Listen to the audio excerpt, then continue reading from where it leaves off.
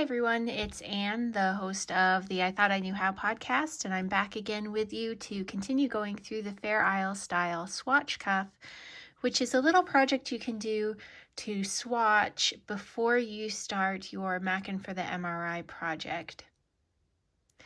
If you don't know what that is, Jana Knits of the Purl Together podcast and I are running a knit along starting January 1st, 2020 to knit any of the Harriet's collection patterns that you can find at mrimackers.com that are being sold to benefit the Shetland MRI scanner appeal. The people of Shetland do not have an MRI scanner, so when they need a test, they have to go on a 12 to 16 hour ferry ride to the mainland of Scotland to have that test done. And you can imagine it is more than a bit of a headache for those people. So we are trying to call attention to the cause and help them raise the $2 million or 1.65 million pounds required to get an MRI scanner. So those patterns are available at mrimackers.com for £4 each, which is about $5 to $5.25 US dollars,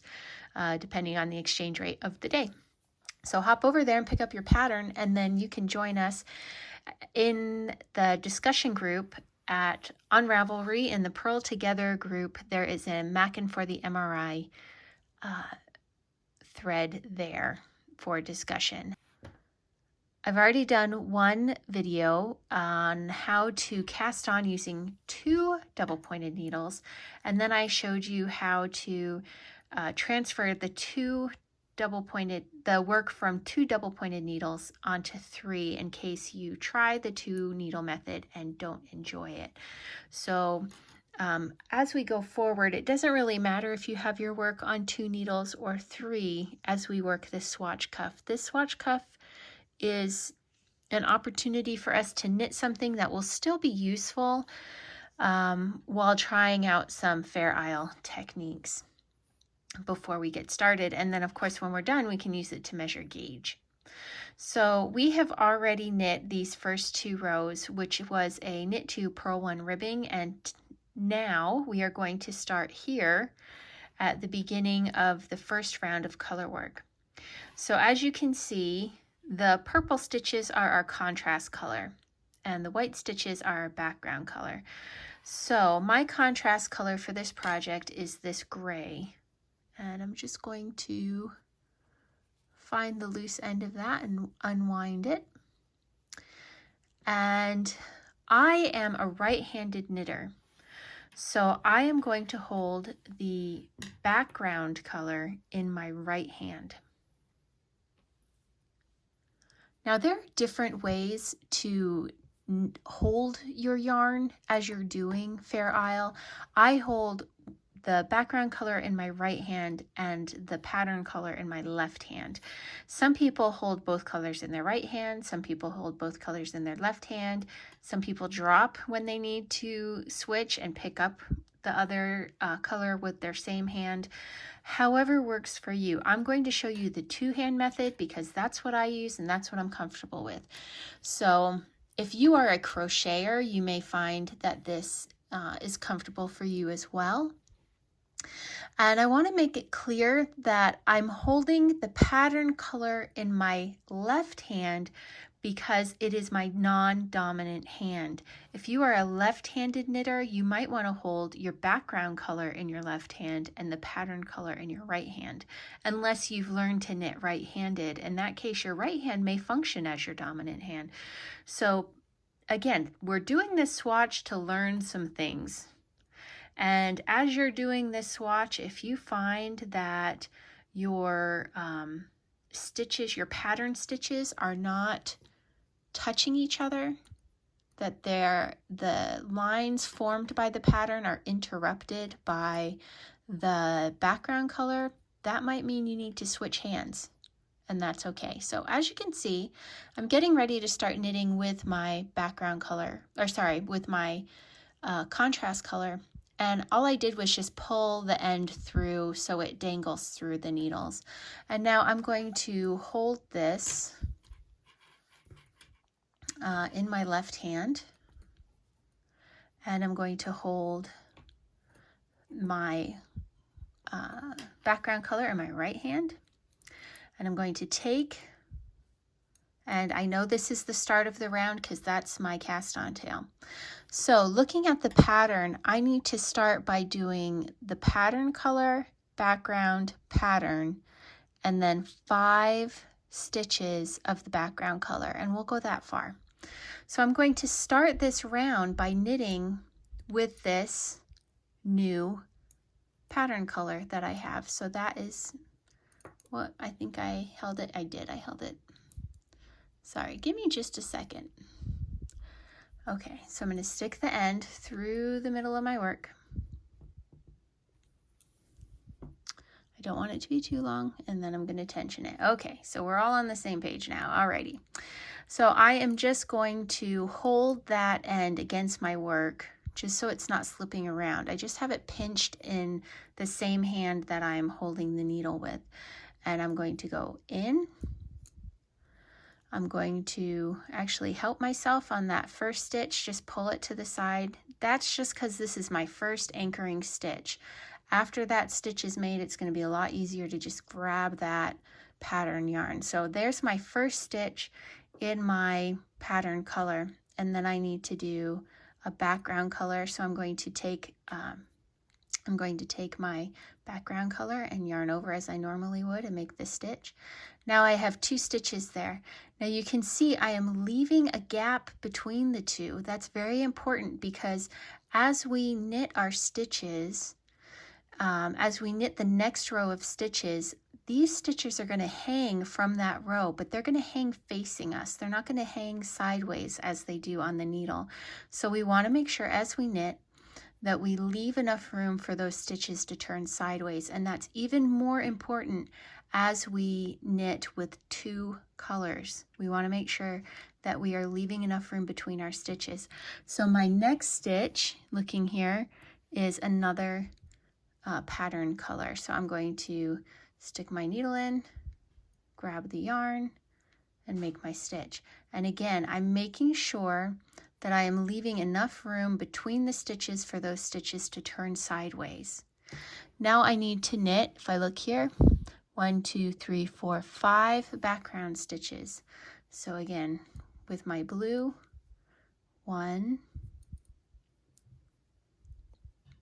2, 3, 4, 5. Okay. Now, the next stitches I need to do are 3 of my pattern color stitches, or my contrast color stitches. So as I do that, you can see now I am bringing this colored yarn, this gray yarn, from here all the way up to here. And as I do that, I'm going to have it angled. I'm going to let go of this one so you can see and hold it out of the way. As you can see here, I have the stitches spread apart on the needle. I'm going to put my needle in the next stitch. I'm going to make sure that these stitches stay spread as I grab that contrasting color yarn and pull it through. Okay, I'm just going to stick the needle in the next stitch real quick. And then I'm going to show you what that looks like on the back side. As you can see, the stitches are spread apart and I have this float. That's what we call when we carry the yarn across the back. We call it a float. Typically, you want to have your floats or these carries be no further than 5 stitches across. And I have designed this pattern so that that is the case. You have no more than 5 stitches being repeated of any color until we get all the way up here to this last pattern row. And when we get to that, we will we'll stop and talk about how to catch our floats. Okay, so that's something to look forward to later in this video. But coming back to this now, I made 1 stitch, I needed to make 3. So I'm going to make 1, 2 more.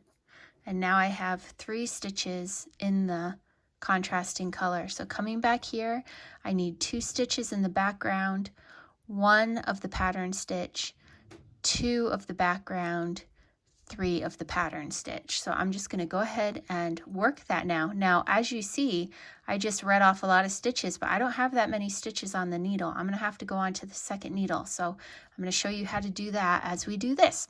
So first, I'm going to knit 2 of my background stitches. Now see, I'm leaving space there between those stitches as I work that stitch. Okay, so that it's not going to cause a pucker later on.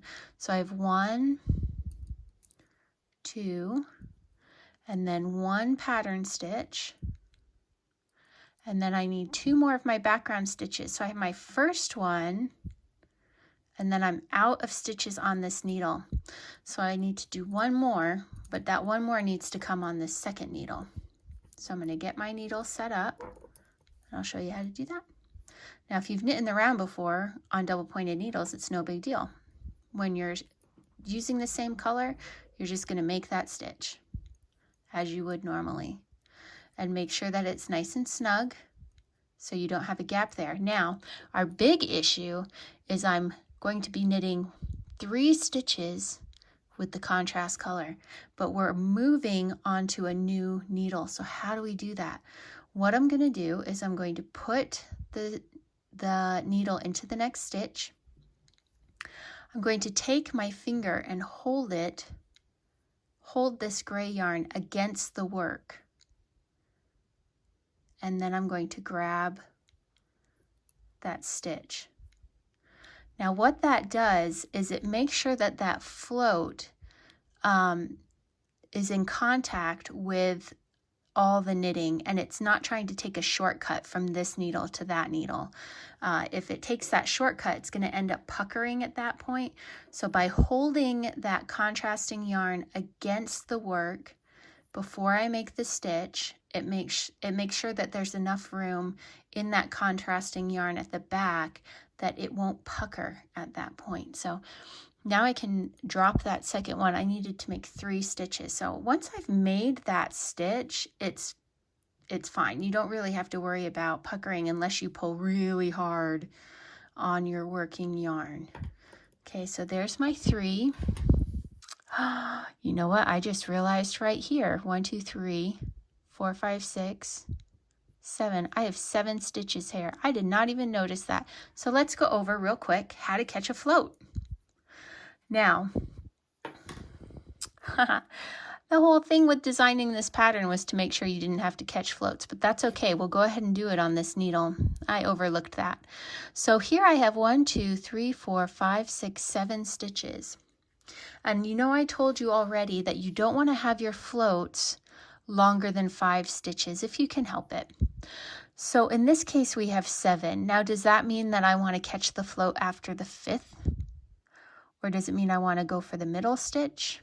Or what does that mean? How do I want to plan where I'm going to catch my float? Well, one thing to keep in mind is when you catch your float, sometimes you get a little bit of the color of the caught yarn that pokes through, just a little bit. So if you can, you want to catch your float under or above a stitch of the same color that you're catching. So in this case, I'm going to be catching the contrast yarn, and above the 4th stitch in the run, I will have a stitch made in the contrast yarn. So I want to catch my stitch here at the midpoint in the 4th stitch. So let me show you how we do that. So first of all, I'm going to be knitting in the background color. I'm going to catch on the 4th stitch. So I'm going to knit 3, again, making sure I keep these spaced out. 1, 2, 3. Now to catch my float, I'm going to put the needle in to the stitch. I'm going to lay the contrasting yarn over the needle. I'll yarn over, and then I'll take the contrasting yarn back off the needle and I'll finish the stitch. And you can see now that that has created a twist in the background. When I work the next stitch, it will lock that yarn into place. So now later when I'm putting this cuff on, the chances that my finger will get caught on a long float are minimized. Okay, and that float is caught. So I have done 5 stitches now. 6, 7, and that's the end of that run of stitches. And now I need to work 3 in the contrasting yarn. So I'm going to go back to working this silver yarn.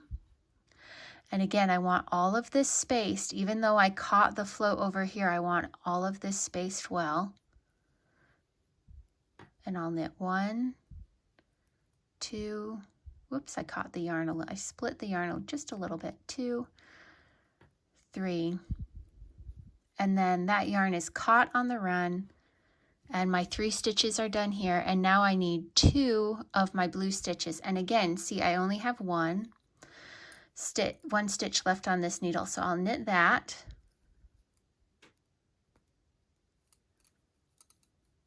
I'm going to turn my work so I'm on the next needle. I like to shift usually the needles up high, the back end I shift it to the bottom, and I'm going to knit this stitch as blue, and because they're the same color I don't have to worry about it, I just knit the next stitch. Now remember, I have to do one of the contrasting color, but because I am bending, I'm going from one needle to the next, I'm going to insert the needle, going to use a finger to hold that silver yarn, hold that against the back of the work so that it doesn't try and take a shortcut, and work the stitch. Okay, make sure there's still space between the two, and then we have 2 more stitches to do. So I will do 2 more contrast stitches. Sorry, got very high in the air there. And then we have 3 pattern stitches and 4 background stitches. So again, making sure I leave these well spaced. 1, 2, 3, and then the blue I'm going to do 4, space it out. 1, 2, 3, 4, and now I'm going to alternate between the colors until I get to the end of the round. So we have gray, blue, gray, blue. Now I finished where I'm supposed to, doing what I was supposed to do. I was supposed to end with a background color on my last needle, and that's what I did. So I know I'm probably in pretty good shape. Now looking back at the start of that round, I can see that little first stitch has gotten a little loose. I can pull that tight, but really that's going to loosen up in the course of knitting again. You can keep pulling it into shape, but when you get done and it's time to weave in the ends, that's when that'll really get fastened into place. So just know that that first stitch is going to loosen up on you repeatedly as you're knitting, and that's okay. Okay, it's not really anchored to anything right now.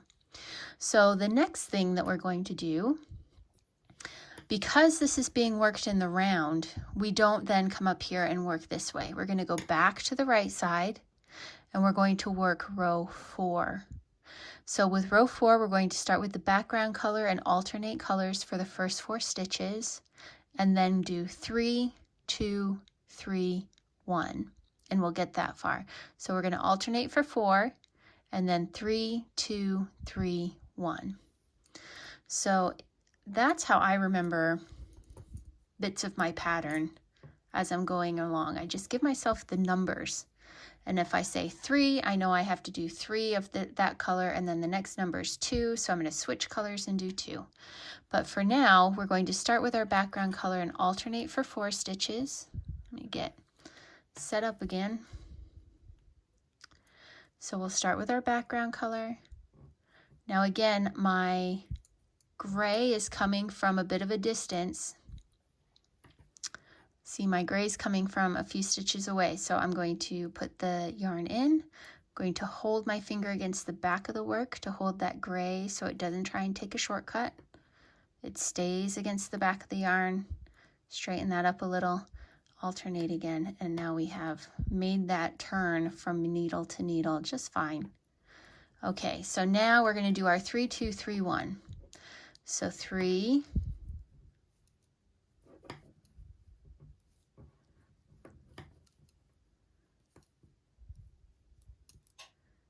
2, and again, every time I switch colors, I want to make sure that everything is spaced out well. 3,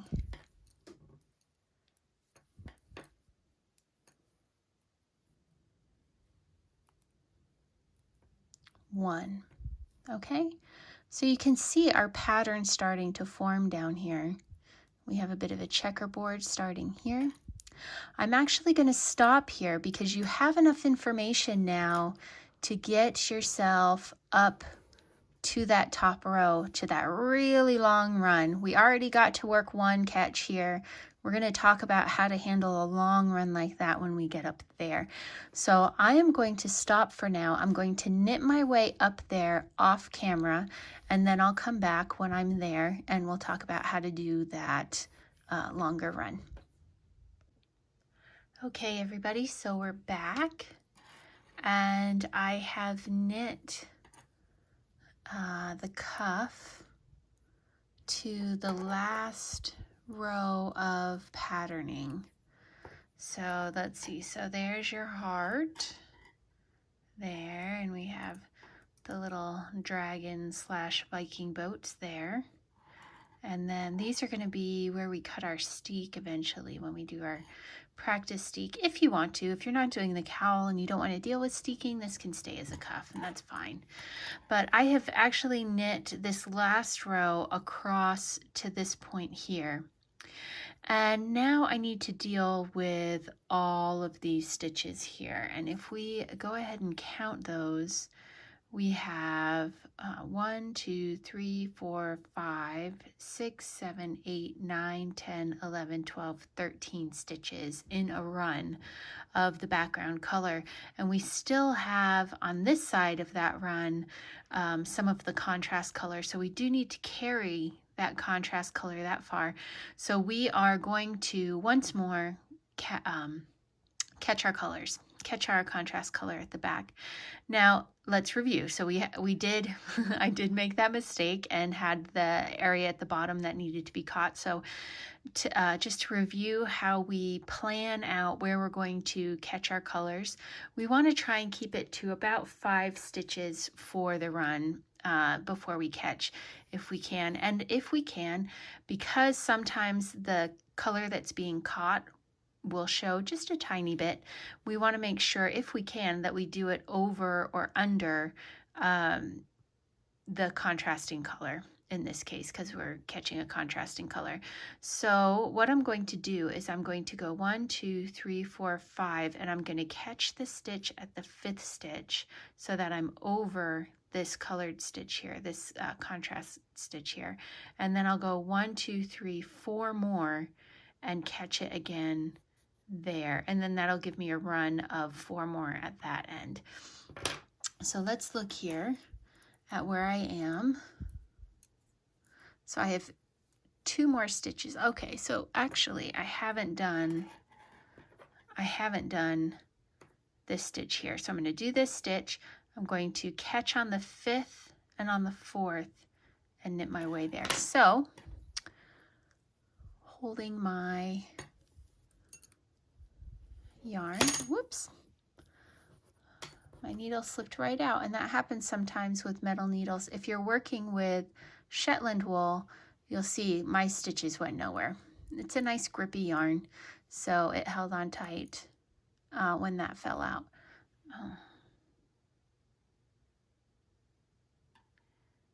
Sorry, let me double check here. This doesn't look right to me. So I'm just going to compare what I have real quick to my pattern. So I have my 1, 2, 3, 4 alternating stitches, and then 1 more background and the silver, 1 more background and the silver, and then 3 blue, 3 silver, 1 blue, 3 blue, 3 silver, 1 blue. Okay, so I actually stopped here. I need to do 2 more blue, a silver, and then run. So let's do that. I was watching Captain America, so I was a little distracted apparently. So there's my 2 blue, and I'll do my 1 silver, and then I'll need to start catching my floats. So again, I'm bringing that silver all the way from over here. So as I do that, I'm going to hold that against the work, holding it against the work, catch the stitch to knit it, and then I'm good to move on. So now I'm going to catch on the 5th stitch. 1, 2, 3, 4, and now I'm going to catch, insert the needle, put the contrast color over, wrap the yarn, pull the contrast color back, and I caught that stitch. So now when I knit the next one, that will lock it in place. Okay, and that's 1, 2, 3, and now I'm going to catch again, put it over the needle, yarn over, bring it back off the needle, and finish the stitch. And then I have 4 more. 1, that first one's going to lock it in. Sometimes when we lock it in on that next stitch, it can get pulled forward too. Just stick your finger in and pull, tug it back. 2, 3, 4, and I'm just going to stop and double check that I have 13 background stitches here. So I have 2, 4, whoops, I messed up. 2, 4, 6, 8, 10, 12, 13. Okay, and now I have 1 silver,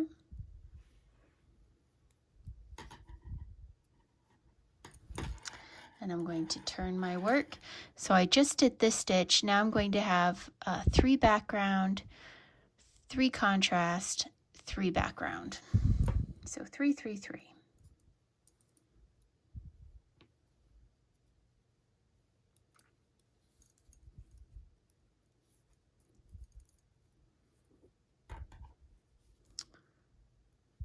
One,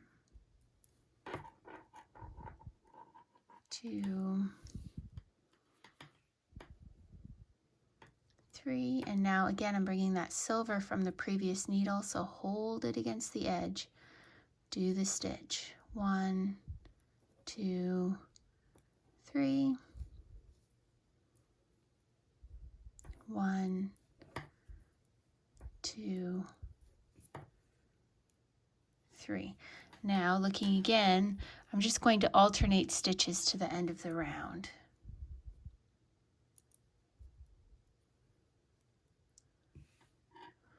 One, another. Sorry, I keep getting out of frame here. Another.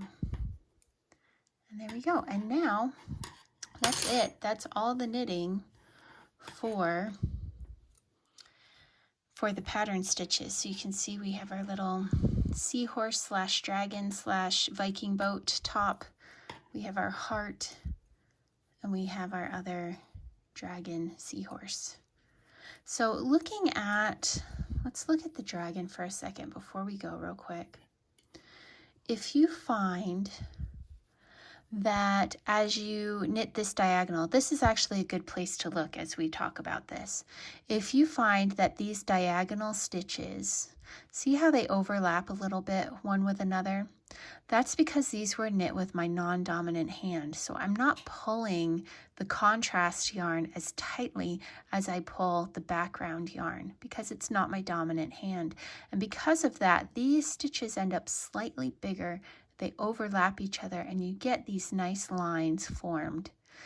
If I were to forget and switch so that my contrast yarn was held in my dominant hand, what I would find is that these stitches would look distinct from one another. They would not look like a clean line. It would look like isolated stitches moving in a diagonal but not overlapping in that line. So if you see that effect where the stitches look distinct and aren't touching one another in your contrast, then you probably should give a try to swapping your hands or swapping the colors in your hands. So I do have I have a couple more videos that I'm going to create using this swatch. The next one is going to be for those of you who are doing the fingerless gloves or any of the hand coverings and you want to do the Fair Isle cuff. And I'll also use this swatch to tell you how I weave in my ends. So a couple more videos coming for you. Again, if you want to join the knit along, the discussion group for that is in the Purl Together Ravelry Group. Look for Maakin for the MRI, and on any of your social media, when you post about the knit along, use hashtag Maakin for the MRI. That's 2 A's in Maakin, and that way people can find you and follow what you're doing. Thank you so much for tuning in, and I look forward to seeing what you come up with in the knit along. Bye, everyone.